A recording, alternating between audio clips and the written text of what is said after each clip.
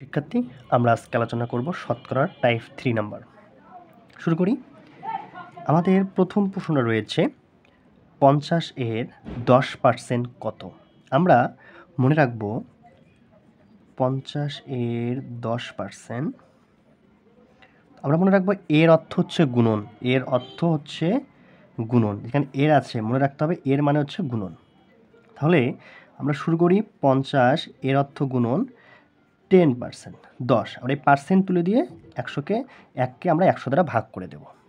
তাহলে কাটাকাটি করব, 0 0 কাটে যাবে। এই 0 দিয়ে এই 0কে কাটলে আমরা পাবো হচ্ছে 5। তাহলে 50 এর 10% হবে 5। আমাদের ক 10, খ 15, গ 12, ঘ 5। তাহলে সঠিক উত্তর হচ্ছে ঘ নাম্বার। 250 এর 10% কত? তাহলে আমরা লিখব 250 এর 10%। তাহলে 250 এর অর্থ গুণন 10% তুলে দিয়ে আমরা 100 দিয়ে ভাগ করে দেব। এইখানে 0 কেটে যাবে, এই 0 দিয়ে এই 0 কেটে, তাহলে আমাদের অ্যান্সার হবে 25। ক নাম্বারে আমাদের সঠিক অ্যান্সারটা রয়েছে 25। এবারে আমাদের পরের অঙ্ক 3 নাম্বার। 375 এর 20% কত?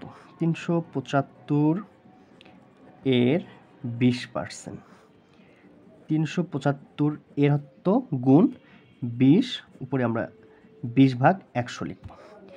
এটা দিয়ে 0 কেটে যাবে, 2 দিয়ে 10কে কাটলে হবে 5, 5 দিয়ে 375কে আমরা কাটবো, 5 7 35, 5 5 25। সঠিক উত্তর হবে 75। তার আমাদের সঠিক উত্তর ক নাম্বারে 75.0, 62.0, 60.0, 37.0। সঠিক উত্তর হচ্ছে ক নাম্বার 75। আমাদের সর্বশেষ অঙ্ক 0.2 এর 20%। 0.2 এর